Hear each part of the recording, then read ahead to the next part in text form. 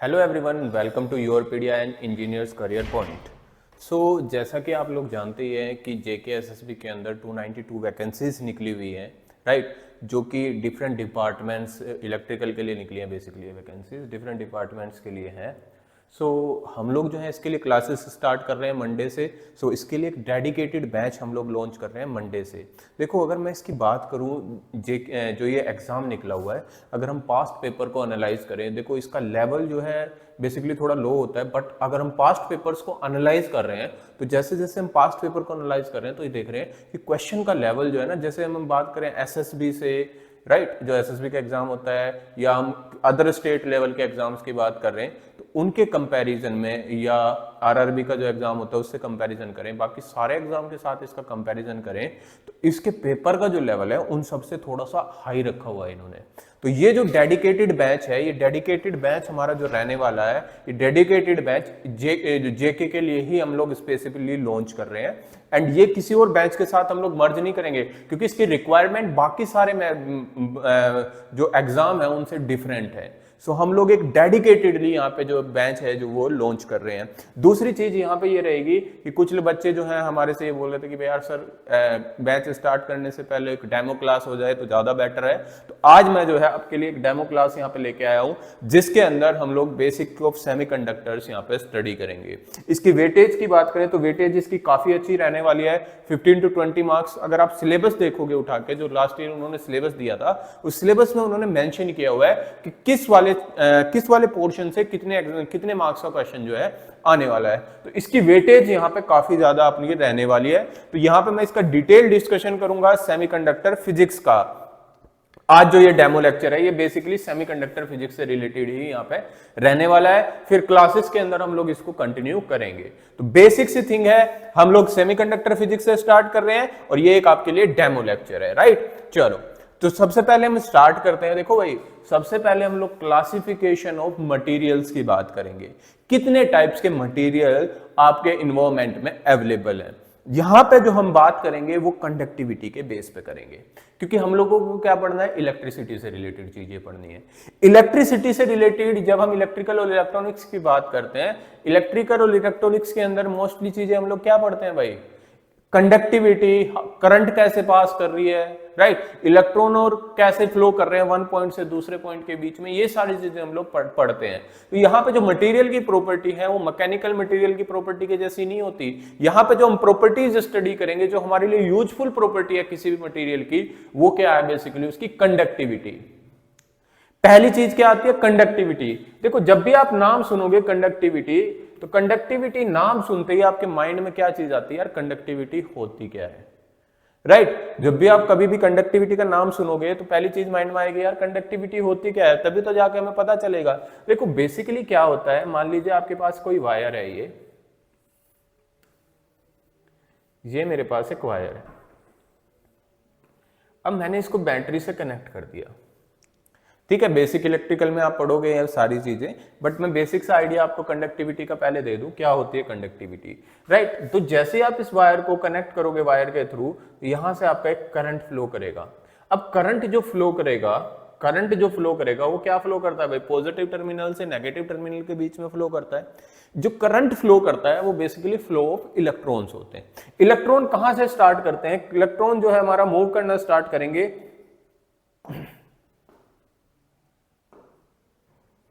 अगर मैं इलेक्ट्रॉन्स की बात करूं तो इलेक्ट्रॉन जो है, जैसे यहां पे एक इलेक्ट्रॉन है, इलेक्ट्रॉन जो है वो मूव करेगा negative terminal to positive terminal. So basically एक होती है नेचुरल करंट, ये मेरी नेचुरल करंट है। नेचुरल करंट हमेशा कहां से कहां फ्लो करती है। नेचुरल करंट का मीनिंग क्या है कि यार एक्चुअली में करंट क्या फ्लो कर रही है, क्योंकि जो इलेक्ट्रॉन है वो नेगेटिव टर्मिनल से निकलेगा और इस वायर के थ्रू होते हुए कहां जाएगा, पॉजिटिव टर्मिनल में। करंट क्या होती है, बेसिकली करंट होती है फ्लो ऑफ चार्ज कैरियर।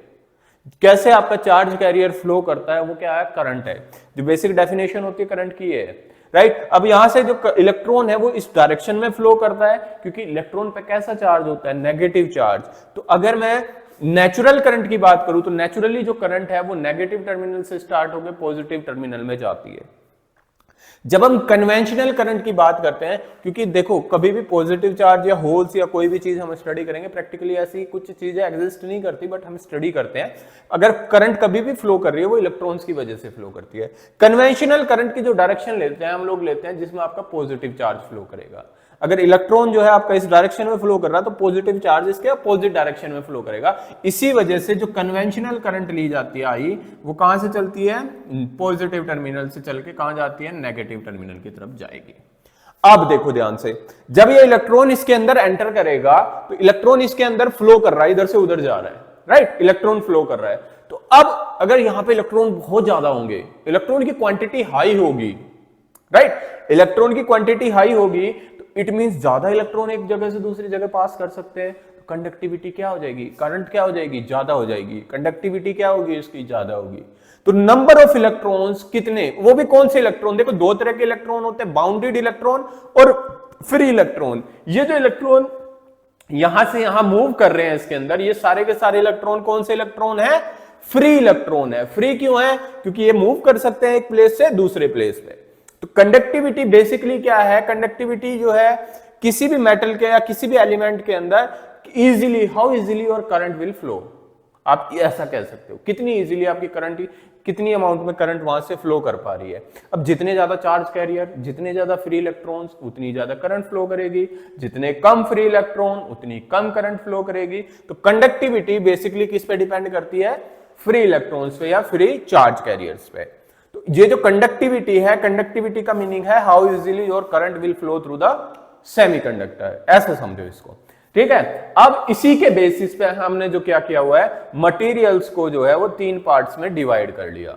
पहला टाइप जो है वो इंसुलेटर है, राइट, ये आपने स्टडी किया होगा। फर्स्ट क्या होता है, इंसुलेटर, सेकंड क्या होता है, सेमीकंडक्टर, और थर्ड क्या होता है, कंडक्टर। अब अपने पास तीन मटेरियल है, first insulator, semiconductor and conductor. देखो भाई, अगर हम बात करते हैं मेटल्स और कंडक्टर्स की, किसकी बात कर रहे हैं हम लोग, मेटल्स और कंडक्टर की, तो इनकी जो कंडक्टिविटी है, इनकी जो कंडक्टिविटी है वो बहुत हाई होती है।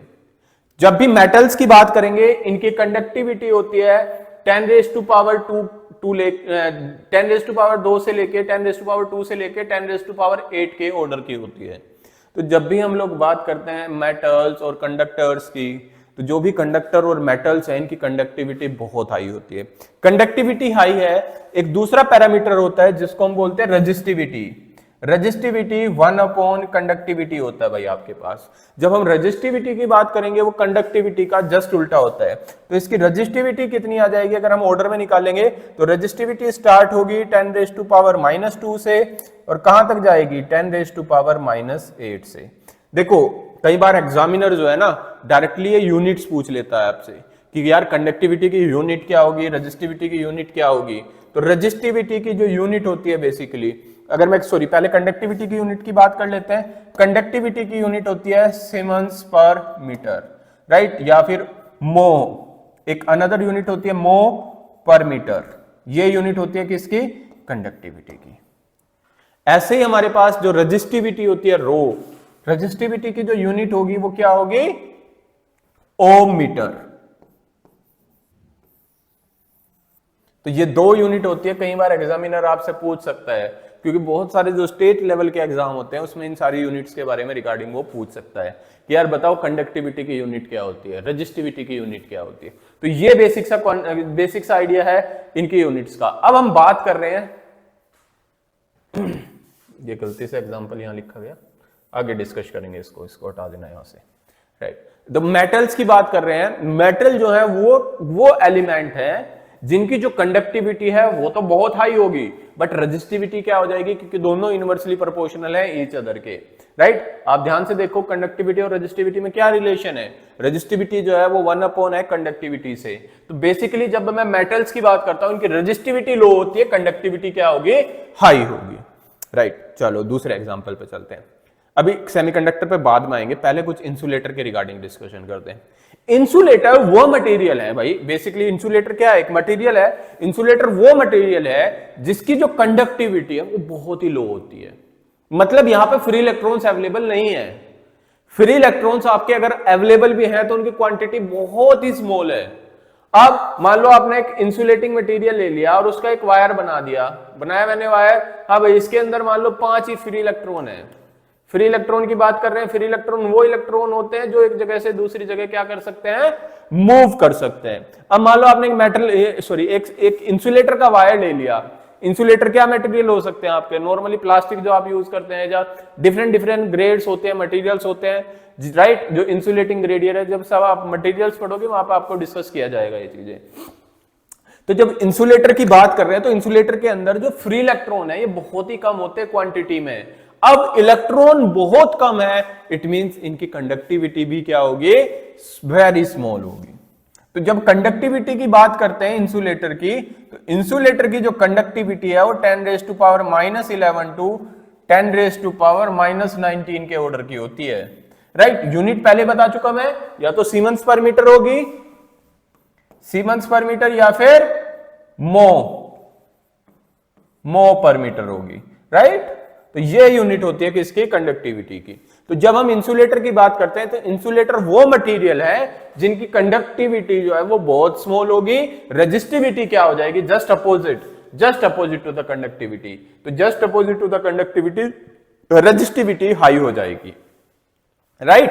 सो अगर ऐसे जैसे मैंने कंडक्टिविटी बताया था, कंडक्टिविटी की क्या डेफिनेशन दी थी, how easily the current will flow throughout the material, right, that is called as conductivity. ऐसे जब मैं रेजिस्टिविटी की बात करूंगा तो रेजिस्टिविटी वो होती है, रेजिस्टिविटी क्या होती है, रेजिस्टिविटी किसी भी मटेरियल की कि अगर आप वहां से करंट फ्लो कराओगे तो उसमें वो कितना अपोज प्रोवाइड कर रहा है, कितना उस करंट फ्लो का वो अपोज कर रहा है, वो क्या होती है, रेजिस्टिविटी। अब इंसुलेटिंग मटेरियल जो है वो करंट फ्लो का क्या है, वो बेसिकली अपोज करते हैं, करंट को अपने अंदर से फ्लो नहीं होने देते, इसीलिए इनकी जो रेजिस्टिविटी होगी वो क्या होगी, हाई रेजिस्टिविटी, राइट। तो रेजिस्टिविटी क्या है, oppose of the current. Conductivity क्या है, इजीली, कितने इजीली वहां से करंट फ्लो कर सकती है। तो ये दो चीजें हैं। तो मैंने दो मटेरियल डिस्कस कर चुका मैं अभी आपके पास, एक क्या है कंडक्टर, एक क्या है इंसुलेटर। कंडक्टर की कंडक्टिविटी हाई होती है, रेजिस्टिविटी लो होती है। इंसुलेटर की कंडक्टिविटी लो होगी, रेजिस्टिविटी क्या होगी, हाई होगी। नेक्स्ट आपके पास जो मटेरियल है दैट इज सेमीकंडक्टर, राइट। अब हम बात करेंगे सेमीकंडक्टर्स की। तो जो सेमीकंडक्टर की बात करते हैं,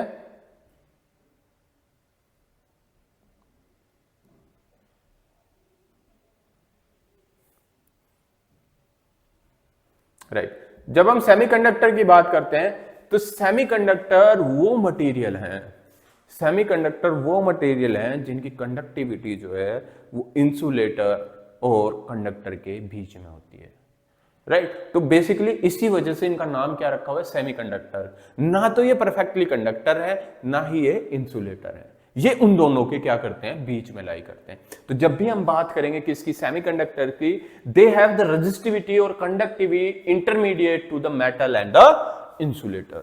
तो जब भी हम बात कर रहे हैं सेमीकंडक्टर्स की, तो सेमीकंडक्टर क्या है, बेसिकली वो मटेरियल है, सेमीकंडक्टर वो मटेरियल है जिनकी कंडक्टिविटी और रेजिस्टिविटी किसके बीच में लाई करेगी, इंसुलेटर एंड कंडक्टर्स के बीच में लाई करेगी। एग्जाम में बहुत बार ये क्वेश्चन पूछा गया है कि यार बताओ इसकी जो कंडक्टिविटी और रेजिस्टिविटी है किस ऑर्डर की होती है। देखो अगर हम सेमीकंडक्टर्स के बारे में बात करते हैं तो सेमीकंडक्टर की कंडक्टिविटी और रेजिस्टिविटी के बीच में क्या होता है, बेसिकली रिलेशन तो आपको पता ही है, हर एक में अगर हम रेजिस्टिविटी की बात करेंगे तो वो क्या होगी, 1 कंडक्टिविटी किस ऑर्डर की होती है, कंडक्टिविटी जो है वो 10⁵ से लेके 10⁻⁻6 की होती है। It means resistivity just opposite 10⁻⁻5 से लेके 10⁻6 के ऑर्डर की होगी। तो ये मेन चीज है। तो अब हमें क्या रिजल्ट यहां से निकल के आया, क्या चीज हमें समझ में आई है यहां से।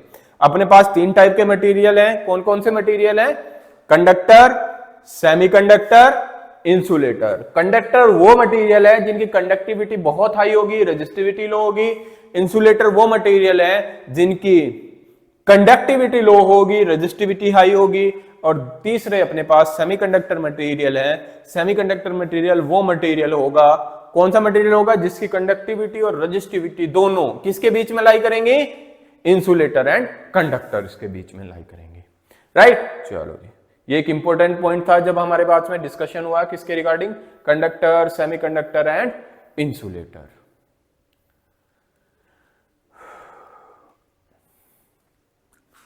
एक दूसरी क्या होता है भाई, जब हम लोग सेमीकंडक्टर्स या किसी भी मटेरियल्स को स्टडी करते हैं तो यहाँ पे एक अलग थ्योरी होती है जिसको बोलते हैं हम लोग बैंड थ्योरी।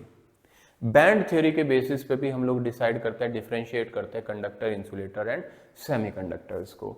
देखो जब हम बैंड थ्योरी की बात करते हैं तो दो चीजें होती है बैंड थ्योरी के अंदर। एक होता है भाई आपके पास कंडक्शन बैंड और एक होता है मेरे पास वैलेंस बैंड। अब मैंने आपको बताया कि भाई मेरे पास दो तरह के इलेक्ट्रॉन या चार्ज कैरियर होते हैं, एक बाउंडेड इलेक्ट्रॉन होते हैं, एक होते हैं फ्री इलेक्ट्रॉन। फ्री इलेक्ट्रॉन वो इलेक्ट्रॉन है जो एक जगह से दूसरी जगह जा सकते हैं। बाउंडेड इलेक्ट्रॉन वो इलेक्ट्रॉन है जो एटम के साथ क्या रहेंगे, बाउंडेड रहेंगे। अब ये बैंड थ्योरी क्या कहती है भाई, जितने भी आपके बाउंडेड इलेक्ट्रॉन है वो सारे के सारे अवेलेबल होंगे वैलेंस बैंड के अंदर। जितने भी बाउंडेड इलेक्ट्रॉन है, जितने भी बाउंडेड इलेक्ट्रॉन है सारे के सारे किसके अंदर अवेलेबल होंगे, वैलेंस बैंड के अंदर। जैसे ही कोई इलेक्ट्रॉन वैलेंस बैंड से जंप करके कहां चला जाएगा, कंडक्शन बैंड में चला जाएगा। कंडक्शन बैंड दो बैंड है ऐसे ऐसे, ठीक है भाई, ऐसे समझो, एक बैंड नीचे है एक ऊपर है। अब एक जो भी बाउंडेड इलेक्ट्रॉन है जो एटम के साथ अटैच है अभी, वो सारे के सारे इलेक्ट्रॉन वैलेंस बैंड में अवेलेबल होंगे। अब अगर कोई इलेक्ट्रॉन इस वैलेंस बैंड से इतनी एनर्जी गेन कर ले, एनर्जी गेन करनी होती है भाई यहां से यहां तक को जो गैप है उसको एनर्जी बैंड गैप बोलते हैं, अभी डिस्कस करूंगा इस चीज को डिटेल में। तो जब भी कोई इलेक्ट्रॉन वैलेंस बैंड से जंप करके कहां चला जाएगा, कंडक्शन बैंड में चला जाएगा, तो वो कैसा इलेक्ट्रॉन बन जाएगा, फ्री इलेक्ट्रॉन। अब वो फ्रीली मूव कर सकता है एक पॉइंट से दूसरे पॉइंट के बीच में। क्लियर हुई बात ये चीज। तो जब भी किसी भी मटेरियल के अंदर जितने भी फ्री इलेक्ट्रॉन है वो सारे के सारे कहां से कंडक्ट करते हैं, कंडक्शन बैंड से। बाउंडेड इलेक्ट्रॉन कहां पे अवेलेबल होते हैं, वैलेंस बैंड में। चीजें ध्यान रखनी है क्योंकि इस पे क्वेश्चंस बहुत बने हैं। क्या बनेगा क्वेश्चन, यहां से क्वेश्चन ये बनेगा, the free electrons will conduct through which band. First option दिया होगा कंडक्शन बैंड, सेकंड ऑप्शन दिया होगा बैलेंस बैंड, थर्ड ऑप्शन दिया होगा forbidden energy gap and D option दिया होगा नन ऑफ दीज। तो जब भी हम फ्री इलेक्ट्रॉन की बात करते हैं एनर्जी बैंड थ्योरी के अंदर, तो फ्री इलेक्ट्रॉन कहां से मूव करते हैं भाई, कंडक्शन बैंड से, राइट। अब मुझे एक बात बताओ, इस वाले को बोला जाता है ईवी और इस वाले को बोला जाता है ईसी। अब पहले ईसी और ईवी के बारे में सुन लो क्या होते हैं।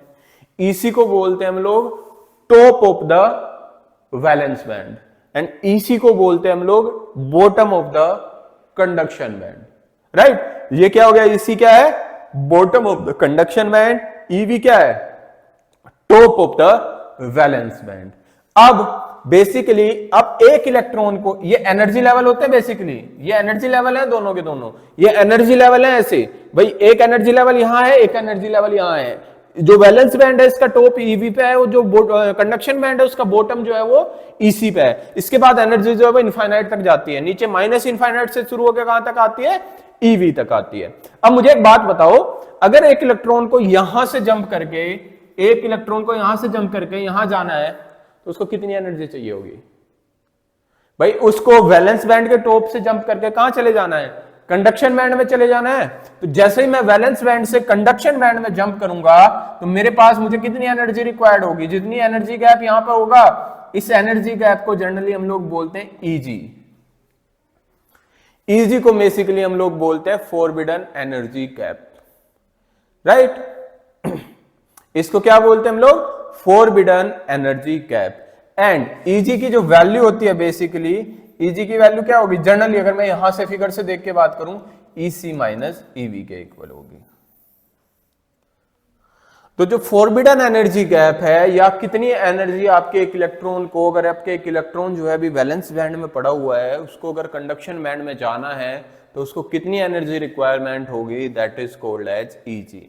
तो यहां से आप पढ़ भी सकते हो, the minimum energy required to detach an electron from valence band to the conduction band is equals to its energy gap, right, that is called as EG, right. एक इलेक्ट्रॉन को वैलेंस बैंड से jump करके conduction band में जाने के लिए जितनी energy की रिक्वायरमेंट होगी उसी को हम लोग बोलते हैं easy, forbidden energy gap, right, या फिर क्या नाम देंगे इसको, energy band gap, easy, right. और बेसिकली ये जो ईजी है ये टेम्परेचर का फंक्शन होती है किसी भी मटेरियल की। अब जर्नलाइज बात कर रहे हैं, अभी आएंगे आगे चलकर डिटेल में। जो ईजी है ये टेम्परेचर का क्या होती है, फंक्शन होती है।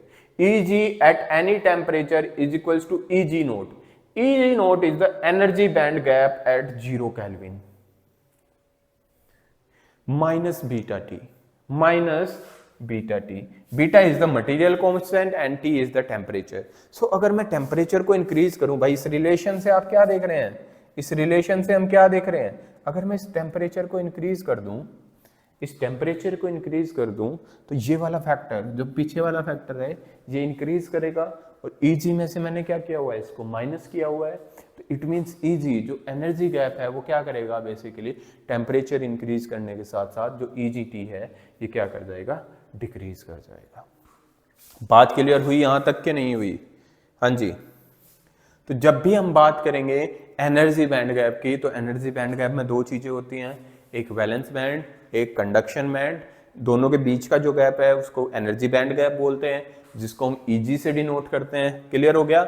इलेक्ट्रॉन्स, जो फ्री इलेक्ट्रॉन्स होंगे वो सारे के सारे कहां से कंडक्ट करेंगे, कंडक्शन बैंड से कंडक्ट करेंगे, राइट। बाउंडेड इलेक्ट्रॉन्स कहां पे अवेलेबल होंगे, वैलेंस बैंड में अवेलेबल होंगे। अब हम इस Eg के रिगार्डिंग बात करते हैं, तो Eg जो है बेसिकली वो टेम्परेचर के साथ साथ चेंज करता है।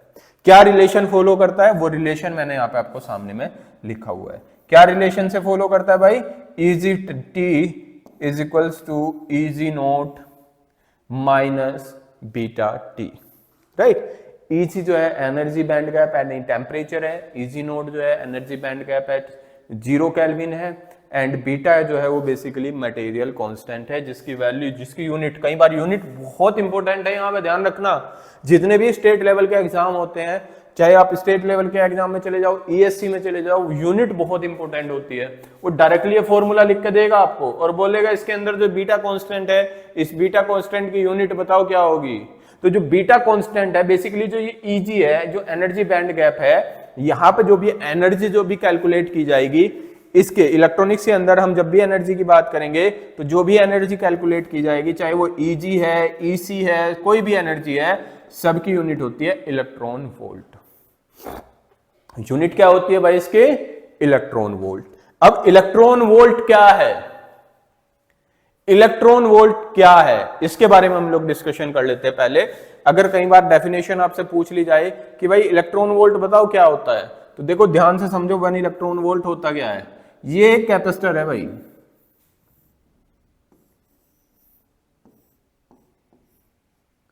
ये कैपेसिटर है, मैंने क्या किया, एक 1 वोल्ट की बैटरी से कनेक्ट कर दिया, राइट।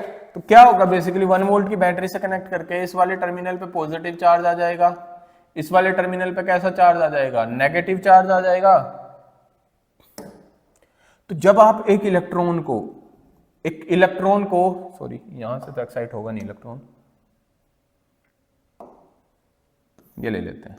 एक इलेक्ट्रॉन आपके पास यहां पे अवेलेबल है नेगेटिव वाली साइड पे, ठीक है। आपने रेस्ट से इसको रिलीज किया, और जैसे ये 1 इलेक्ट्रॉन वोल्ट जो है, सॉरी 1 वोल्ट से एक्सिलरेट होगा, तो जब भी हम इस इलेक्ट्रॉन को 1 वोल्ट से एक्सिलरेट करेंगे तो change in its energy means इसकी काइनेटिक एनर्जी यहाँ 0 थी, जब दूसरी प्लेट पर पहुंचेगा इसकी काइनेटिक एनर्जी कितनी हो जाएगी, 1 इलेक्ट्रॉन वोल्ट।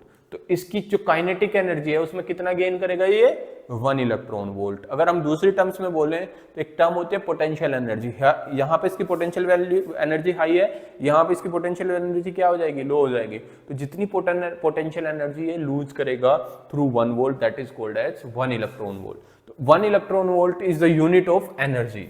तो जब भी हम एनर्जी की बात करेंगे तो यहाँ पे जो एनर्जी डिफाइन की जाती है बेसिकली, वो सारी की सारी एनर्जी किस में डिफाइन की जाती है, इलेक्ट्रॉन वोल्ट में। इलेक्ट्रॉन वोल्ट क्या है कि अगर आप एक इलेक्ट्रॉन को किससे एक्साइट कर दो, 1 वोल्ट से एक्साइट कर दो, तो वो जो एनर्जी गेन करेगा उसको बोला जाता है 1 इलेक्ट्रॉन वोल्ट। अदर यूनिट क्या होती है एनर्जी की, जूल। सो बेसिकली अगर आप यहां से देखो कितनी एनर्जी गेन करेगा ये, कितनी पोटेंशियल एनर्जी लूज करेगा, Q into V. So that is 1 electron volt. अब 1 इलेक्ट्रॉन वोल्ट किसके इक्वल हो गया भाई मेरे पास, Q। इलेक्ट्रॉन पर चार्ज कितना होता है, 1.6 into 10 raised to power minus 19, 1 volt that is joule. So 1 electron volt और जॉल में क्या रिलेशन हो गया, 1.6 into 10 raised to power minus 19 जॉल. So basically ये रिलेशन होता है किस किस के बीच में, 1 इलेक्ट्रॉन वोल्ट के बीच में एंड जॉल के बीच में. तो जूल को इलेक्ट्रॉन वोल्ट में कैसे कन्वर्ट कर सकते हैं, इलेक्ट्रॉन वोल्ट को जूल में कैसे कन्वर्ट कर सकते हैं. दूसरी चीज, एक और चीज ध्यान रखना, जो ये इलेक्ट्रॉन वोल्ट होती है ये स्मॉलेस्ट यूनिट होती है एनर्जी की. जूल जो है वो इससे बिगर यूनिट होती है एनर्जी की. तो जब हम बात कर रहे हैं किसकी, इलेक्ट्रॉन वोल्ट की, तो इलेक्ट्रॉन वोल्ट किसके इक्वल होता है, 1.6 into 10 raise to power minus 19 joule. तो जब भी यहाँ पे एनर्जी की बात की जाएगी तो सारी की सारी एनर्जी किस में कैलकुलेट की जाएंगी, इलेक्ट्रॉन वोल्ट में. अब वापस आते हैं, हम क्या बात डिस्कशन कर रहे हैं, बीटा की यूनिट का. तो जो बीटा है, बीटा बेसिकली क्या है, देखो ये कंप्लीट फैक्टर क्या बनना चाहिए मेरे पास, एनर्जी बनना चाहिए. तभी तो इस एनर्जी में से माइनस होकर इधर भी क्या आएगी, एनर्जी आएगी. इस एनर्जी की यूनिट क्या होगी आपके पास, इलेक्ट्रॉन वोल्ट. इस एनर्जी की यूनिट भी क्या होगी, इलेक्ट्रॉन वोल्ट. अब ये जो कंप्लीट फैक्टर है बीटा टाइम्स टी, इसकी यूनिट भी क्या बननी चाहिए मेरे पास, इलेक्ट्रॉन वोल्ट होनी चाहिए. अब अगर बीटा टी की यूनिट इलेक्ट्रॉन वोल्ट है भाई, बीटा इंटू टी की यूनिट क्या है मेरे पास, इलेक्ट्रॉन वोल्ट है, तो टी बीटा की यूनिट क्या होगी, टी. टेम्परेचर की यूनिट क्या होती है भाई, बीटा की यूनिट फाइंड आउट कर रहे हैं, टेम्परेचर की यूनिट क्या होती है, केल्विन. तो बीटा की यूनिट क्या बचेगी आपके पास, हाँ जी, टेम्परेचर की यूनिट आ गई केल्विन आपके पास.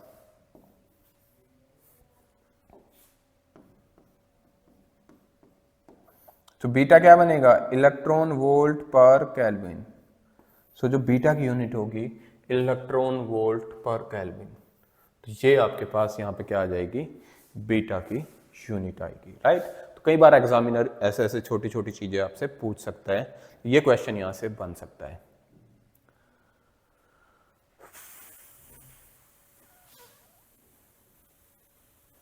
Okay. The different energy level with continuous energy variation of energy band, the energy band which includes the energy level of valence electron is called as valence band. This is most important point, right. First point क्या है, different energy level with continuous energy variation from energy bands. देखो यहाँ पे जब हम normally बात करते हैं, देखो ये दिखा हुआ भी है, ये क्या है मेरे पास, ये वैलेंस बैंड है. तो वैलेंस बैंड जो है वो कंप्लीटली फिल होता है, किसकी हेल्प से फिल होता है, ये बाउंडेड इलेक्ट्रॉन्स की. अब सिंपल सी बात समझो, होता क्या है, दो चीजें, बाउंडेड और फिल इलेक्ट्रॉन्स भी एक बार डिस्कस कर देता हूँ आपके पास. ये न्यूक्लियस है, न्यूक्लियस है. अब न्यूक्लियस के अराउंड आपने देखा होगा इलेक्ट्रॉन क्या करते हैं भाई, रिवॉल्व करते रहते हैं ऐसे, ये रिवॉल्व कर रहे हैं ऑर्बिट में. पहले ऑर्बिट में 2 इलेक्ट्रॉन होता है, दूसरे ऑर्बिट में कितने इलेक्ट्रॉन होते हैं, 8 इलेक्ट्रॉन है. ऐसे ही चलता रहता है. तो ये ऑर्बिट्स हैं, इन ऑर्बिट्स में इलेक्ट्रॉन क्या कर रहे होते हैं, न्यूक्लियस के अराउंड और रिवॉल्व कर रहे होते हैं. अब होता क्या है भाई, ये जब इलेक्ट्रॉन ऐसा ऐसे इस न्यूक्लियस के अराउंड घूम रहा है तो इस पर 2 फोर्स लगते हैं.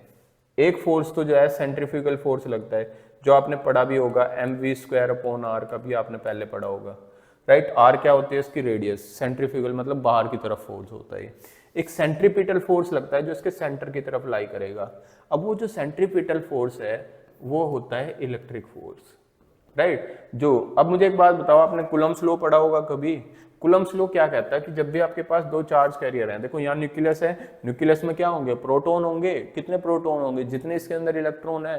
तो यहाँ पे मान लेते हैं मेरे पास nq इलेक्ट्रॉन है, तो प्रोटॉन कितने हो जाएंगे, let us take n electron है टोटल, और यहाँ प्रोटॉन कितने हो जाएंगे, प्रोटॉन कितने होंगे, n प्रोटॉन होंगे. अगर प्रोटॉन पे चार्ज निकालोगे तो पॉजिटिव nq चार्ज आएगा. q is the charge of 1 electron. So what we can say, यहाँ पे क्या वैल्यू आएगी, 1/4 pi epsilon naught n is the number of proton और electron times q is the charge of 1 proton multiply by q because this is 1 electron here, so this is the charge of 1 electron divided by r square. तो ये एक force लगता है जिसको हम बोलते हैं सेंट्रीपिटल फोर्स, जो सेंटर की तरफ लगेगा, सेंट्रीफ्यूगल फोर्स जो बाहर की तरफ लगेगा. अब इसकी वजह से क्या होता है, ये इलेक्ट्रॉन जो है एक बैलेंस में इस ऑर्बिट में जो है वो रिवॉल्व कर रहा होता है, ये दोनों फोर्स आपस में बैलेंस हो जाते हैं. ऐसे क्या होगा, जैसे जैसे आप बाहर की तरफ जाओगे, रेडियस इंक्रीज होती जाएगी, तो ये सेंट्रीपिटल फोर्स जो है वो क्या होता जाएगा, डिक्रीज करेगा. कि R जो है वो क्या करेगा, इंक्रीज करेगा। एक ऐसा पॉइंट आएगा जब ये जो सेंट्रीपिटल फोर्स है, ये अंदर की तरफ जो इसको खींच रहा था, ये वाला फोर्स जो है वो कम हो जाएगा और इलेक्ट्रॉन जो है वो बाहर निकल जाएगा, राइट। एक ऐसा पॉइंट आएगा जब सेंट्रीपिटल फोर्स कम हो जाएगा और इलेक्ट्रॉन जो है वो बाहर निकल जाएगा। तो जैसे ही अपने एटम को छोड़ के बाहर निकला, राइट, ये बाकी अपने इलेक्ट्रॉन इसके अंदर रिवॉल्व कर रहे हैं। जैसे ही एक इलेक्ट्रॉन रिमूव हुआ, यहां से मूव करके बाहर निकला, तो ये इलेक्ट्रॉन कैसा इलेक्ट्रॉन हो जाएगा, फ्री इलेक्ट्रॉन। क्लियर हुई बात। तो दो तरह के इलेक्ट्रॉन है, एक फ्री इलेक्ट्रॉन है, एक बाउंडेड इलेक्ट्रॉन है। एक इलेक्ट्रॉन जो है अपना ऑर्बिट छोड़ के बाहर निकल गया, फ्री हो गया। बट ये जो सारे बैठे हुए हैं, ये जो बाकी बचे हुए इलेक्ट्रॉन्स हैं जो यहाँ पे घूम रहे हैं, जो रिवॉल्व कर रहे हैं अराउंड इसके, ऐसे ऐसे घूम रहे हैं, ये सारे के सारे क्या है, बाउंडेड इलेक्ट्रॉन है। ये सारे इलेक्ट्रॉन अभी वैलेंस बैंड में है। ये जो एक इलेक्ट्रॉन फ्री हुआ है, ये कहां चला गया, कंडक्शन बैंड में जंप कर गया। तो दो चीजें होती हैं, एक होता है वैलेंस बैंड, एक क्या होता है, कंडक्शन बैंड। वैलेंस बैंड और कंडक्शन बैंड में डिफरेंस पता चल गया। दूसरा क्या होता है अपने पास, फ्री इलेक्ट्रॉन और बाउंडेड इलेक्ट्रॉन। फ्री इलेक्ट्रॉन वो इलेक्ट्रॉन होते हैं जो अपना एटॉमिक अपना ऑर्बिट छोड़ के बाहर निकल के फ्री हो गए। अब ये इलेक्ट्रॉन फ्री हो गया, इसको कहीं भी जा सकता है, ये जरूरी नहीं इसको रिवॉल्व भी करना इसके अराउंड, ये फ्री हो गया, ये कहीं भी मूव कर सकता है। जो ये बाउंडेड इलेक्ट्रॉन है, इनको इनके लिए मजबूरी है, इनको रिवॉल्व करना ही पड़ेगा इसके अराउंड। तो दो चीजें हुई, एक फ्री इलेक्ट्रॉन पता चल गया, एक बाउंडेड इलेक्ट्रॉन पता चल गया। फ्री इलेक्ट्रॉन फिर से कहां पे अवेलेबल होंगे, फ्री इलेक्ट्रॉन्स जो है सारे के सारे अवेलेबल होंगे कंडक्शन बैंड में, और बाउंडेड इलेक्ट्रॉन कहां पे अवेलेबल होंगे, वैलेंस बैंड में। जो जनरली आपका वैलेंस बैंड जो है वो फिल होता है और कंडक्शन बैंड जो है वो एम्प्टी होता है, right. The energy band above the valence band which can contain the electrons is called as conducting electrons, या फिर आप क्या कह सकते हो, conducting electrons और free electrons. Lower energy level in the conduction band is EC and the higher energy level in the valence band is EV. I already discussed this thing with you, right? ये हम लोग पहले ही discussion कर चुके हैं। Next देखो, अब हम जो है इस एनर्जी बैंड गैप के बेसिस पे अपने मटेरियल्स को डिसाइड करेंगे, राइट। पहला डिस्कशन मैंने कंडक्टिविटी के बेस पे किया। कंडक्टिविटी के बेस पे मेरे मटेरियल कितने टाइप के हैं, दो टाइप के, तीन टाइप के हुए, कंडक्टर, सेमीकंडक्टर और इंसुलेटर। अब हम डिसाइड करेंगे इन तीनों मटेरियल्स में कि भाई इनके एनर्जी बैंड डायग्राम कैसे होते हैं, राइट। तो classification of materials on the basis of energy band gap. जब हम सबसे पहले किसकी बात करते हैं, कंडक्टर्स की बात करते हैं, तो कंडक्टर के एग्जाम्पल आप ध्यान रखना। कंडक्टर कौन कौन से होते हैं, जितनी भी मेटल्स हैं आपकी, aluminium, copper, silver, gold, right. Mostly हम लोग कॉपर यूज करते हैं। कॉपर क्यों यूज करते हैं, इसकी कंडक्टिविटी बहुत हाई होती है अगर हम मेटल्स की बात करें, बट ये इजीली थोड़ा अवेलेबल है, कॉस्टली नहीं होता। अगर सबसे अच्छी कंडक्टिविटी की बात करेंगे तो सिल्वर की कंडक्टिविटी सबसे हाई होती है, but that is costly metal, right, that's why it is not used there. Okay, तो भाई मेटल का एनर्जी बैंड डायग्राम अगर हम बात करते हैं, मैं स्टार्टिंग में आपके बारे में डिस्कस कर चुका कि जब हम मेटल की बात करते हैं तो मेटल में सारे के सारे फ्री इलेक्ट्रॉन्स आपके पास पहले ही अवेलेबल हैं। जब मेरे पास फ्री इलेक्ट्रॉन्स अवेलेबल हैं, तो जब मैं कंडक्शन बैंड बनाऊंगा एंड वैलेंस बैंड बनाऊंगा, तो ये दोनों आपस में क्या कर जाएंगे, ओवरलैप कर जाएंगे।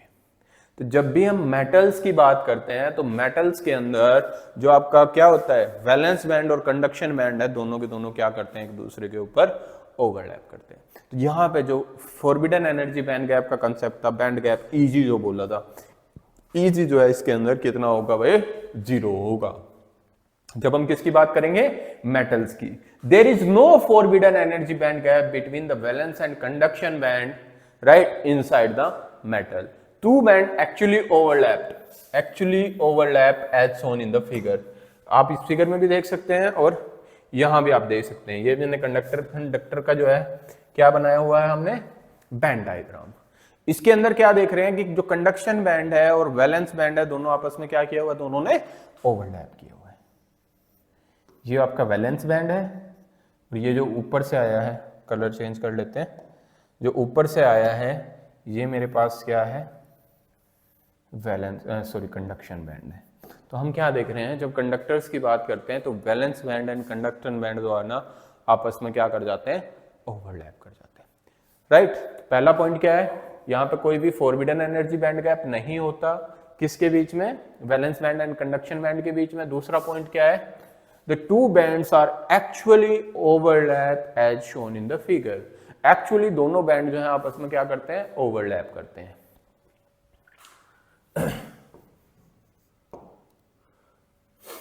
देखो, without supplying any additional energy such as heat, light, metal already have large number of free electrons, that is why they will work as a good conductor। ये सबसे इंपॉर्टेंट चीज है। अभी हम जब सेमीकंडक्टर आगे डिटेल में डिस्कस करेंगे ना, वहां हम लोग एक चीज डिस्कस करेंगे यार, सेमीकंडक्टर के अंदर जो है ना, हम जब टेम्परेचर इंक्रीज करके या बाहर से एनर्जी देके कुछ भी करके हम लोग वहां पे इलेक्ट्रॉन्स को इंक्रीज कर सकते हैं, यानी चार्ज कैरियर्स को इंक्रीज कर सकते हैं।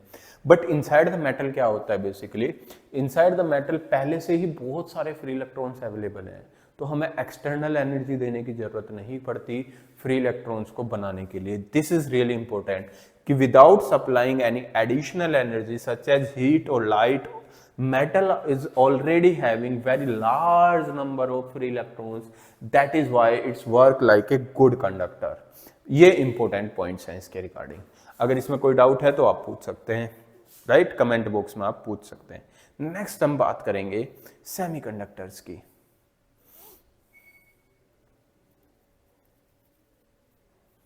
देखो भाई, जब हम सेमीकंडक्टर्स की बात करते हैं तो सेमीकंडक्टर, अभी हम लोग किसी पर्टिकुलर टेम्परेचर की बात नहीं कर रहे हैं, हम 0 डिग्री केल्विन की बात कर रहे हैं। हाँ, आगे मैं टेम्परेचर को भी डिफाइन करूंगा, डिटेल में डिफाइन करूंगा कि कौन कौन से टेम्परेचर क्या क्या चीजें होती हैं। तो अभी मैं 0 डिग्री केल्विन की बात कर रहा हूँ। 0 केल्विन की अगर आप बात करोगे, इसको एब्सोल्यूट टेम्परेचर बोलते हैं, राइट। 0 डिग्री केल्विन की बात करते हैं हम लोग। 0 केल्विन पे क्या होता है, जो आपका सेमीकंडक्टर है, सेमीकंडक्टर और इंसुलेटर दोनों सेम होते हैं 0 केल्विन पे। हाँ, अगर हम बैंड गैप की बात करेंगे तो एनर्जी बैंड डायग्राम अगर मैं बनाऊं सेमीकंडक्टर का, तो देखो 0 केल्विन पे बेसिकली होता क्या है, ये आपका कंडक्शन बैंड है, तो सॉरी वैलेंस बैंड का टॉप है, ये कंडक्शन बैंड का बॉटम है। तो यहाँ पे दोनों का जो कंडक्शन बैंड का टॉप, सॉरी कंडक्शन बैंड का बॉटम और वैलेंस बैंड का जो टॉप है, ये एक दूसरे के होते तो थोड़े पास हैं, राइट। इनके बीच का जो गैप है अराउंड 1 इलेक्ट्रॉन वोल्ट है। तो इट मीन्स अगर एक इलेक्ट्रॉन यहाँ पे आपके पास अवेलेबल है, एक इलेक्ट्रॉन यहाँ पे अवेलेबल है, एक इलेक्ट्रॉन यहाँ पे अवेलेबल है, तो इसको यहाँ से यहाँ जंप करने के लिए 1 इलेक्ट्रॉन वोल्ट एनर्जी की रिक्वायरमेंट होगी। जनरली 1 इलेक्ट्रॉन वोल्ट के आसपास होते हैं। तो इट मीन्स जब हम बात करेंगे, इसको बोलते हैं फॉरबिडन एनर्जी गैप। अब जैसे ही अगर एक इलेक्ट्रॉन को यहाँ से यहाँ जंप कराना है आपने, 0 केल्विन पे क्या है, बेसिकली सारे के सारे इलेक्ट्रॉन कहाँ पड़े हुए हैं, वैलेंस बैंड में। कंडक्शन बैंड में कोई इलेक्ट्रॉन अवेलेबल नहीं होता। आगे चल के जब मैं डिटेल डिस्कशन करूंगा ना इंट्रिंसिक सेमीकंडक्टर का, वहां बताऊंगा आपको होता क्या एग्जैक्टली, राइट, पूरा डिटेल में डिस्कस करेंगे। बट अभी यहाँ पे समझो कि अगर एक इलेक्ट्रॉन आपके कंडक्शन बैंड में पड़ा हुआ है 0 केल्विन पे, अब उसको ऊपर से यहां से जंप करके कहां जाना है, बेसिकली कंडक्शन बैंड में जाना है, क्योंकि उसको कैसा इलेक्ट्रॉन बनना है, फ्री इलेक्ट्रॉन बनना है।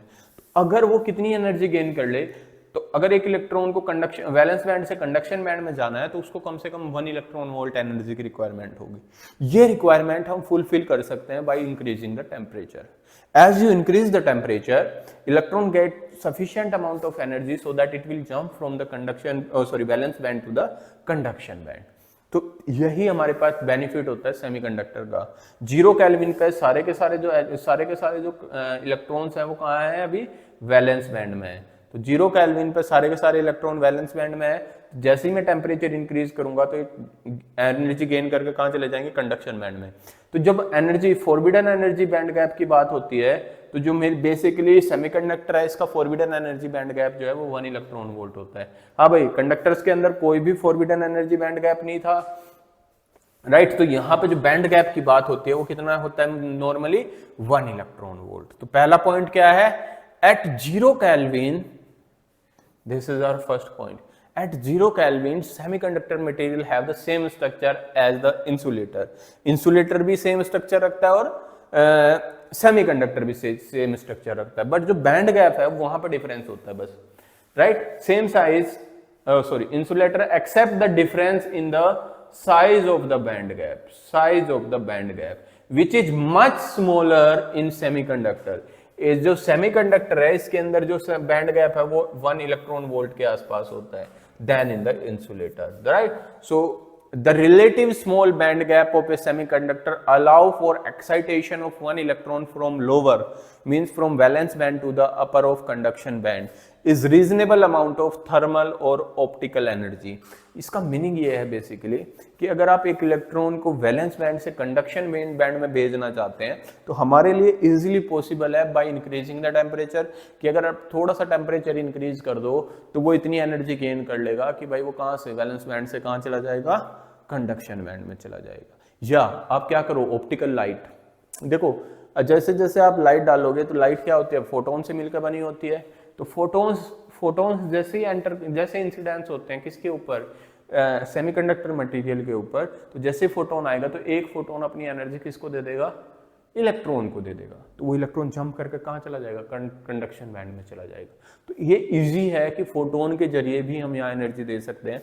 हम लोग डिटेल में डिस्कशन करेंगे about this one also, right. तो सेमीकंडक्टर के लिए हमारे पास इजी है कि हम लोग उसको बाहर से इतनी एनर्जी दे सकते हैं कि अगर कोई इलेक्ट्रॉन जो है वो आपका कहाँ पे पड़ा हुआ है, वैलेंस बैंड में पड़ा हुआ है, और वो वैलेंस बैंड से जंप करके कहाँ चला जाए, कंडक्शन बैंड में। तो ये सबसे अच्छी चीज है इसकी, right. The difference between semiconductor and insulator is that the conductivity of the semiconductor is increase greatly as by thermal and optical energy, right. We will discuss it later. तो अगर हम बात करें इसके एग्जांपल्स की, तो एग्जांपल क्या है, जर्मेनियम एंड सिलिकॉन है। किसके एग्जांपल हैं ये, सेमीकंडक्टर मटेरियल्स के। तो ये एनर्जी बैंड गैप होता है सेमीकंडक्टर्स का। अब हम जब बात करेंगे इंसुलेटर्स की,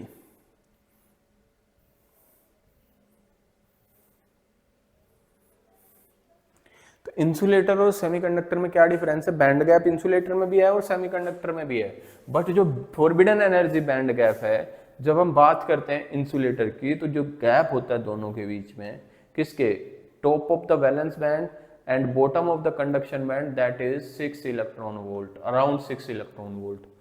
तो 6 electron volt is not a small amount of energy.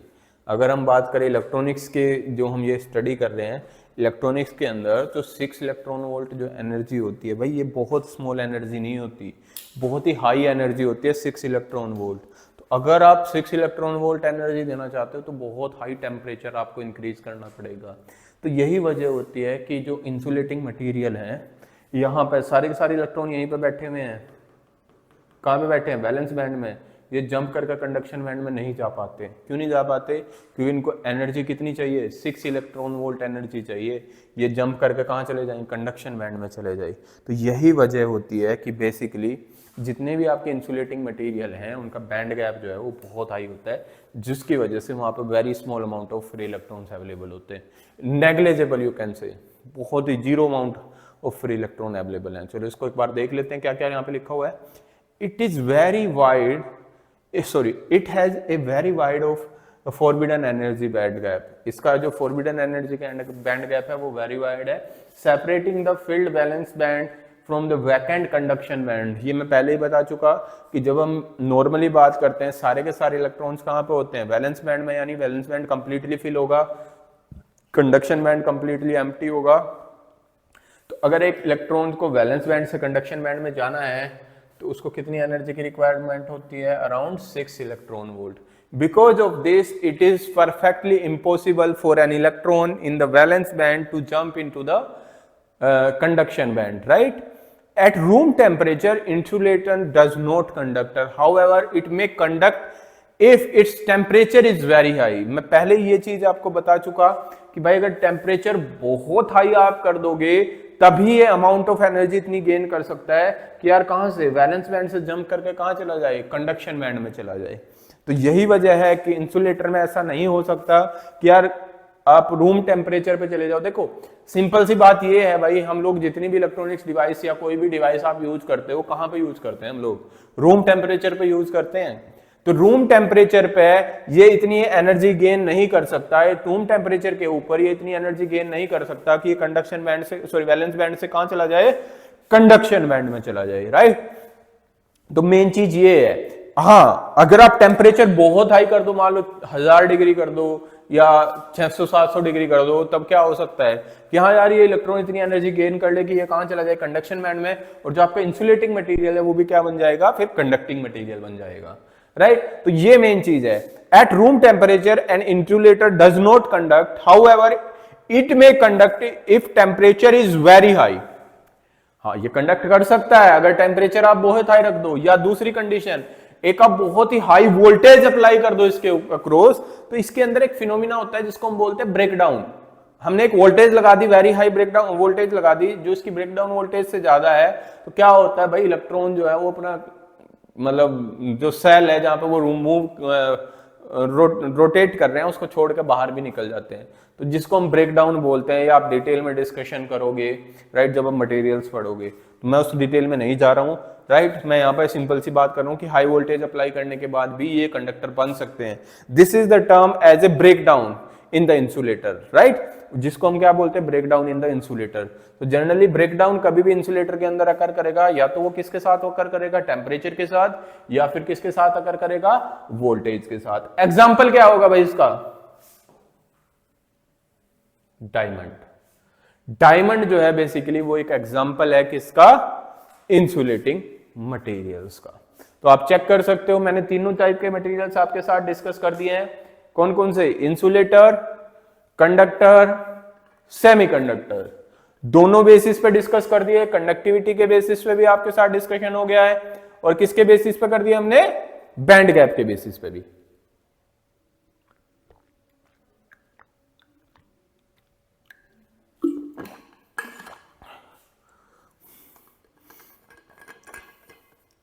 तो कभी भी आपको बैंड डायग्राम देके भी वो क्वेश्चन पूछ सकता है कि भाई ये बैंड डायग्राम है, बताओ ये कौन से मटेरियल का बैंड डायग्राम होगा, इंसुलेटर, सेमीकंडक्टर और कंडक्टर का। तो आप चूज कर सकते हो, ये सारी चीजें आप यहां से देख सकते हो, डिटेल में मैंने आपके साथ डिस्कस कर दिया है।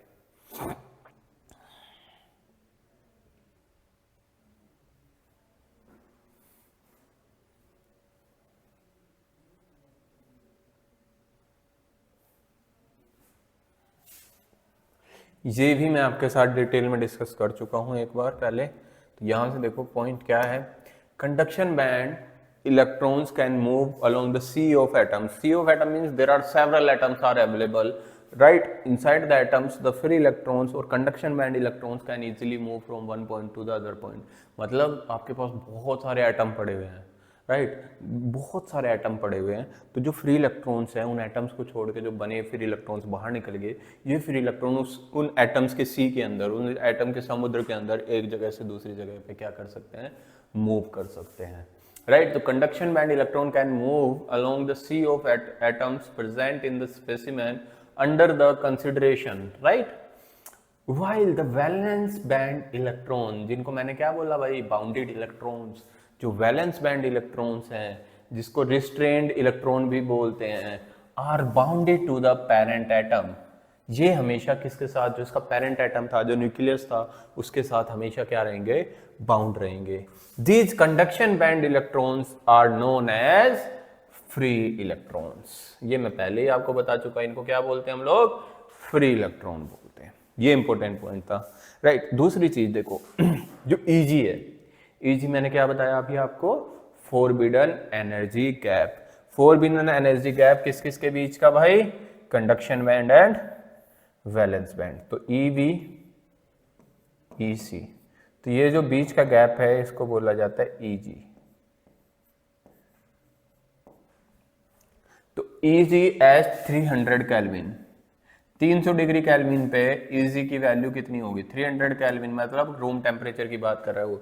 रूम टेम्परेचर पे ईजी की वैल्यू 0.72 इलेक्ट्रॉन वोल्ट होती है for germanium, and 1.1 electron volt होती है for silicon, right. And EG naught, this is EG naught, right. EG naught कितना होगा, 0.7854 germanium and 1.21 at 0 kelvin, right, that is called as EG naught at 0 kelvin. तो ये values होती हैं जो आपको याद रखनी है, कई बार डायरेक्टली एग्जामिनर आपसे पूछ लेता है। पहले मैं डिस्कस कर चुका कि जैसे जैसे मैं टेम्परेचर इंक्रीज करूंगा तो ईजी की वैल्यू मेरे पास क्या होते रहती है, डिक्रीज। वो आप चेक भी कर सकते हो, जैसे 0 केल्विन पे ईजी 0.758 है, जैसे आपने टेम्परेचर किया इंक्रीज तो ईजी की वैल्यू डिक्रीज होकर 0.72 इलेक्ट्रॉन वोल्ट होगी। हाँ, टेम्परेचर आप कहाँ से लेके आ रहे हो, 0 केल्विन से लेके कहाँ चले गए, 300 केल्विन पे आप लेके चले गए। Conduction in semiconductor does not obey Ohm's law. right, and will increase rapidly than voltage. So semiconductor are a non-linear resistor, that is important. हाँ जी, ये जो है ओम्स लॉ को ओबे नहीं करता कौन, सेमीकंडक्टर, राइट। बिकॉज जैसे जैसे आप टेम्परेचर इंक्रीज करोगे या वोल्टेज अप्लाई करोगे, उसके साथ साथ सेमीकंडक्टर के अंदर जो है करंट रैपिडली इंक्रीज करती है, नॉट लीनियरली, रैपिडली इंक्रीज करती है। दैट्स वाई हम जो सेमीकंडक्टर होता है, सेमीकंडक्टर को क्या बोलते हैं, एक नॉन लीनियर रेजिस्टेंस बोलते हैं, नॉन लीनियर रेजिस्टर बोलते हैं। तो ये कुछ इंपॉर्टेंट फैक्ट थे किसके रिगार्डिंग, मटेरियल्स के, सेमीकंडक्टर मटेरियल्स के। हाँ जी,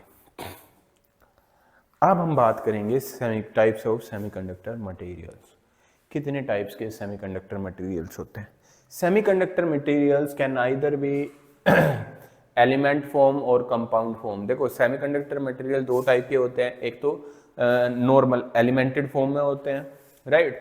दूसरे आपके पास कौन से होंगे, कंपाउंड सेमीकंडक्टर्स होंगे।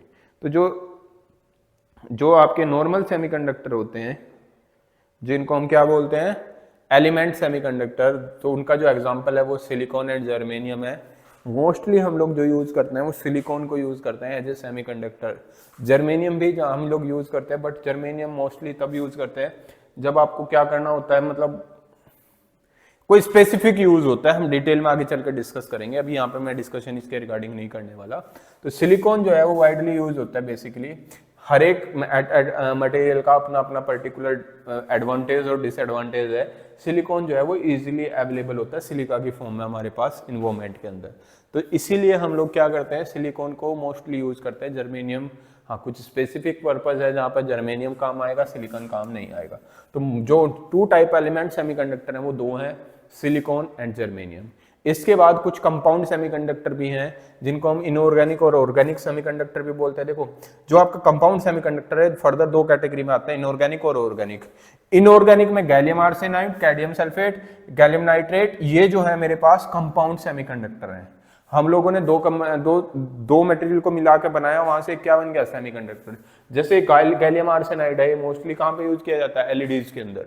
जब भी कोई एलईडी बनानी होगी तो एलईडी में गैलियम आर्सेनाइड यूज करते हैं, राइट। एंड ऑर्गेनिक सेमीकंडक्टर भी आपके पास अब अवेलेबल हैं। मोस्टली स्टडी जो चल रही है वो ऑर्गेनिक सेमीकंडक्टर्स के ऊपर आज के टाइम में चल रही है, राइट। दूसरा क्लासिफिकेशन होता है इंट्रिंसिक एंड एक्सट्रिंसिक, राइट। पहली चीज हमने देख ली कि यार सेमीकंडक्टर क्या है।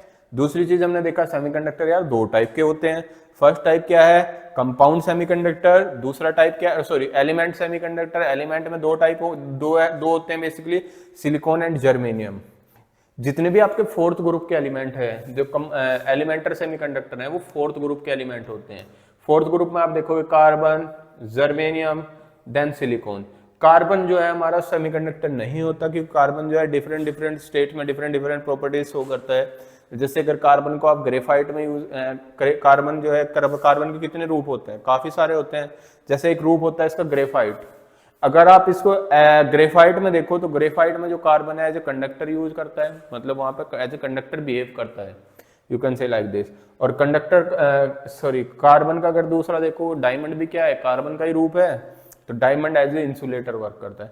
तो इसीलिए जो कार्बन है हमारा, कार्बन जो है वो सेमीकंडक्टर में नहीं आता। जर्मेनियम एंड सिलिकॉन जो है वो फोर्थ ग्रुप के एलिमेंट है, और ये हमारे पास क्या होते हैं basically, germanium and silicon, these are the semiconductor material. फिर हमारे पास आते हैं दूसरे कंपाउंड सेमीकंडक्टर, जिसमें हमने दो को मिलाकर सेमीकंडक्टर बताई, जैसे गैलियम आर्सेनाइड, कैडमियम सल्फेट और गैलियम नाइट्रेट। फिर इनऑर्गेनिक सेमीकंडक्टर भी आते हैं हमारे पास, राइट, या उनके नाम है, राइट। अब दूसरा क्लासिफिकेशन जो है, दूसरा क्लासिफिकेशन, एक होता है अपने पास इंट्रिंसिक सेमीकंडक्टर और एक होता है एक्सट्रिंसिक सेमीकंडक्टर। एक क्या है, इंट्रिंसिक सेमीकंडक्टर है, और दूसरा क्या है अपने पास, एक्सट्रिंसिक सेमीकंडक्टर। जो ये इंट्रिंसिक सेमीकंडक्टर है, इस इंट्रिंसिक सेमीकंडक्टर को हम लोग प्योर सेमीकंडक्टर भी बोलते हैं।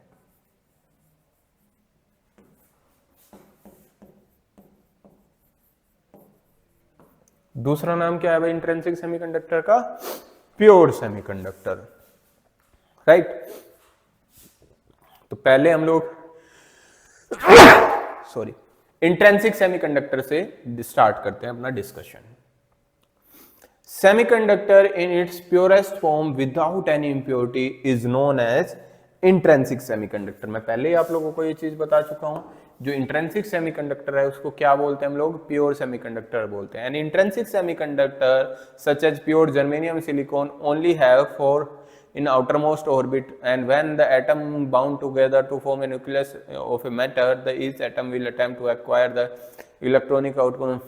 Okay, let us discuss these things one by one. देखो भाई, जब भी हम लोग बात करते हैं सेमीकंडक्टर मटेरियल्स की, तो जो सेमीकंडक्टर मटेरियल है दैट इज टेक सिलिकॉन, इसका एटॉमिक नंबर कितना होता है भाई 14। तो अगर आपकी इलेक्ट्रॉनिक कॉन्फ़िगरेशन लिखोगे 2 8, देन इसके बाद कितने आ जाएगा 4। तो जितने भी आपके सेमीकंडक्टर मटेरियल्स हैं उनके आउटर मोस्ट सेल में कितने इलेक्ट्रॉन होते हैं, 4 इलेक्ट्रॉन होते हैं। आउटर मोस्ट सेल में कितने इलेक्ट्रॉन है, 4 इलेक्ट्रॉन है। होता क्या इलेक्ट्रॉनिक कॉन्फ़िगरेशन में, वही ये सिलिकॉन का क्या है, एक एटम है, तो इसके अराउंड जो फर्स्ट ऑर्बिट होगा, इस ऑर्बिट में 2 इलेक्ट्रॉन रिवॉल्व कर रहे होंगे, राइट। फिर इसके बाद जो सेकंड ऑर्बिट होगा, इसमें कितने इलेक्ट्रॉन होंगे, 8 इलेक्ट्रॉन होंगे। और जो बाहर वाला ऑर्बिट है, इसमें केवल कितने इलेक्ट्रॉन है रिवॉल्व कर रहे होंगे, 4 इलेक्ट्रॉन रिवॉल्व कर रहे होंगे। जब हम जनरली किसी भी मटेरियल की बात करते हैं, तो हर एक मटेरियल जो है वो क्या ट्राई करता है कि यार मैं इनर्ट गैस कॉन्फ़िगरेशन ले लूँ। हर एक मटेरियल, इस इन्वायरमेंट के अंदर कोई भी मटेरियल है, सब अपने आप को स्टेबलाइज करने का ट्राई करते हैं, राइट। स्टेबलाइज का मतलब है अगर इसका outermost shell fully filled हो गया तो ये क्या हो जाएगा, स्टेबलाइज हो जाएगा। यानी इसके आउटर मोस्ट सेल में कितने इलेक्ट्रॉन करने हो जाए, 8 इलेक्ट्रॉन हो जाए, तो हाईली इनरिएक्टिव हो जाएगा। इसलिए आपने देखा होगा जो इनर्ट गैस होती हैं, जो 8th ग्रुप के एलिमेंट हैं, उनके आउटर मोस्ट सेल में 8 इलेक्ट्रॉन होते हैं, वो हाईली इनरिएक्टिव एलिमेंट्स होते हैं। तो हर एक एलिमेंट यही चाहता है कि यार मैं कैसे भी करके अपने आउटर मोस्ट सेल में 8 इलेक्ट्रॉन बना लूँ। अब इसके लिए जो सिलिकॉन है, जब ये फॉर्म हो रहा होता है, तो ये सिलिकॉन करता क्या है भाई, ये सिलिकॉन है, इसके आउटर मोस्ट सेल में कितने इलेक्ट्रॉन है, इसको मैं रिमूव कर देता हूँ अभी के लिए, यहाँ से देखेंगे। इसके आउटर मोस्ट सेल में मेरे पास केवल 4 इलेक्ट्रॉन है।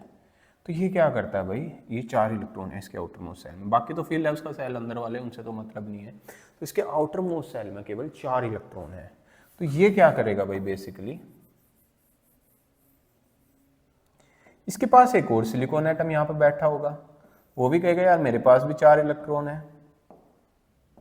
हाँ जी, इधर भी एक बैठा होगा सिलिकॉन एटम, ये भी बोलेगा मेरे पास भी 4 इलेक्ट्रॉन है।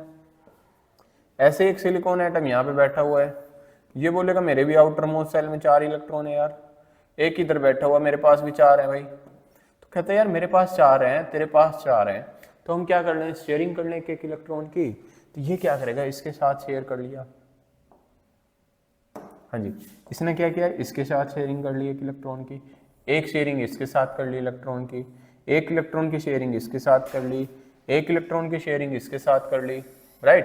तो ऐसे ही जितने भी इलेक्ट्रॉन सिलिकॉन एटम बैठे हुए हैं, सब ने क्या कर ली, शेयरिंग ऑफ इलेक्ट्रॉन्स कर ली। ऐसे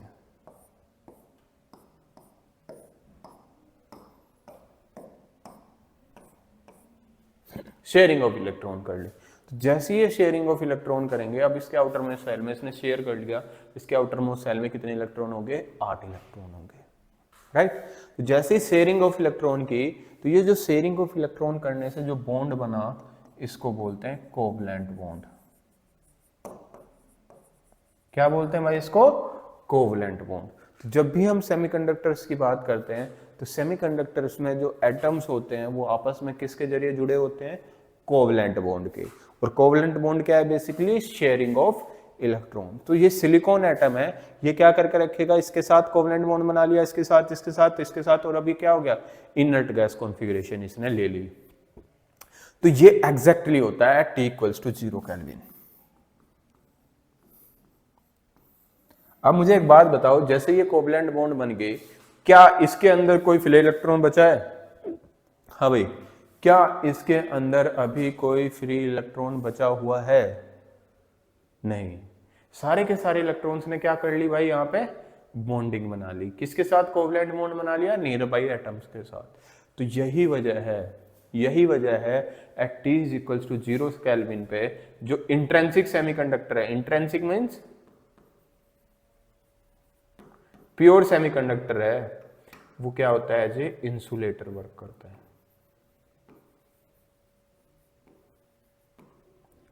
तो जनरली आपने देखा होगा या पढ़ा भी होगा, कभी कहीं पे पढ़ा हो, अगर आपने नहीं पढ़ा तो आप यहाँ पे पढ़ा लो।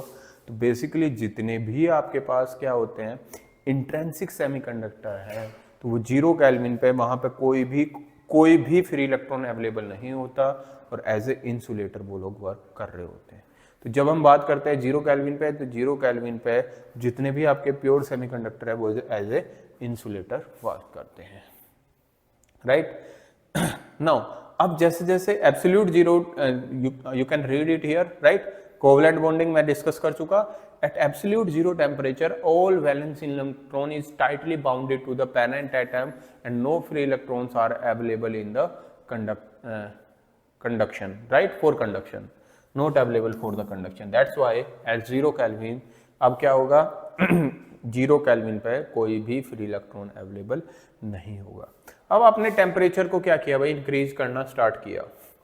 जैसे जैसे मैं टेम्परेचर इंक्रीज करूंगा, अब मैंने टेम्परेचर को इंक्रीज करना स्टार्ट किया, जैसे जैसे मैं टेम्परेचर इंक्रीज करूंगा तो मान लेते हैं यहाँ पे कोई इलेक्ट्रॉन पड़ा हुआ था अभी, तो ये इलेक्ट्रॉन ने इतनी एनर्जी गेन कर ली कि यार ये जंप करके कहाँ चला जाए, फ्री हो जाए।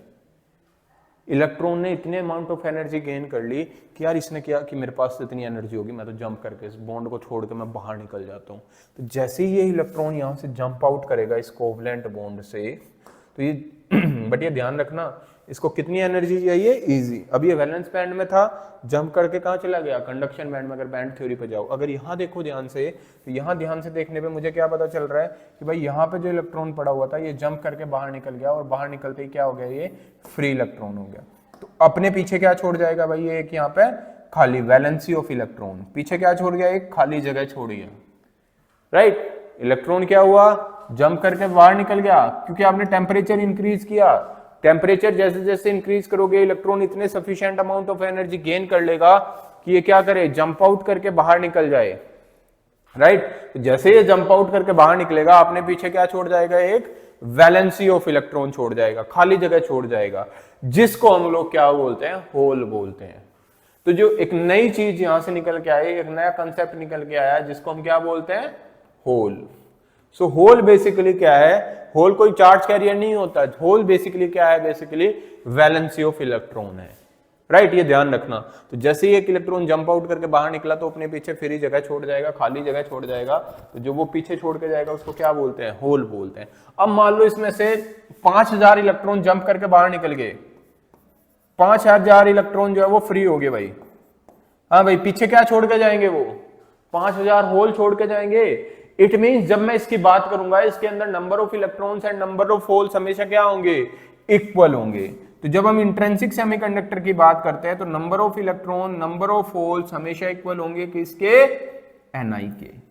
तो Ni, या फिर आप हमेशा याद रखो जब भी इंट्रिंसिक सेमीकंडक्टर है उसके अंदर जितने होल हैं उतने ही क्या होंगे, इलेक्ट्रॉन होंगे। And at room temperature that will called as Ni। Ni is called as intrinsic carrier concentration.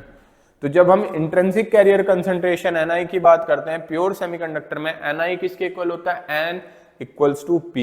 मतलब नंबर ऑफ होल्स जितने होंगे उतने नंबर ऑफ इलेक्ट्रॉन्स होंगे, और उसी को हम लोग किससे डिनोट करते हैं, Ni से। तो ये मेन चीज है रिगार्डिंग इंट्रिंसिक सेमीकंडक्टर, राइट। तो बेसिक आइडिया आपको हो गया होगा क्या हमारे पास इंट्रिंसिक सेमीकंडक्टर होता है और कैसे कैसे यहाँ पे मटेरियल्स को डिवाइड किया जाता है। आप इसको पढ़ सकते हैं, concentration of free electrons and hole is always be equal in an intrinsic semiconductor. So holes और इलेक्ट्रॉन्स की जो कंसंट्रेशन है वो इंट्रिंसिक सेमीकंडक्टर में क्या होती है, सेम होती है, right. So at room temp, these are the points you can read it. At room temperature, some electrons hole pair are generated. Now, if we rise the temperature further, more electron and hole pair are generated. देखो जैसे room temperature है यहाँ पे कुछ generate होगी और temperature increase करोगे तो और कुछ इलेक्ट्रॉन और होल्स जो एनर्जी सॉरी कुछ इलेक्ट्रॉन और एनर्जी गेन करके जंप आउट कर जाएंगे, तो इलेक्ट्रॉन एंड होल पेयर जो है वो और मतलब concentration of electron and hole pair will be increase. The higher the temperature, higher the concentration of charge carrier. As more charge carrier are made available, the conductivity of the intrinsic semiconductor will increase. Conductivity का formula लिख लेना भाई. Conductivity होती है हम दोनों के terms में लिख लेते हैं, फिर आगे इसको डिटेल में, इसमें बहुत सारी चीजें आएंगी, वो डिटेल में डिस्कस करेंगे नेक्स्ट क्लास में. N q mu n is the mobility, p q mu p, हम इसको डिटेल में डिस्कस करेंगे आगे चल के. ये होती है कंडक्टिविटी. सो अगर आप एन और पी दोनों को इंक्रीज करोगे तो कंडक्टिविटी भी क्या होते जाएगी, इसकी इंक्रीज जाएगी. मोर charge career made available, the conductivity of intrinsic semiconductor will increase with the temperature. The other word, the resistivity will decrease with the temperature. So ये चीज है भाई, कंडक्टिविटी इंक्रीज करी, रेजिस्टिविटी क्या कर जाएगी, डिक्रीज कर जाएगी. That is the semiconductor have a negative temperature coefficient. Negative temperature coefficient का मतलब क्या है कि यार जैसे जैसे आप टेम्परेचर इंक्रीज कर रहे हो, रेजिस्टिविटी क्या करेगी, इसके डिक्रीज करेगी. बाकी जो नेक्स्ट चीजें हैं वो नेक्स्ट क्लास में हम लोग डिस्कस करेंगे. तो ये एक डेमो था, राइट. जेके के अंदर जो वैकेंसीज निकली हुई हैं जेई की, राइट, जिसके अंदर 290 वैकेंसीज है.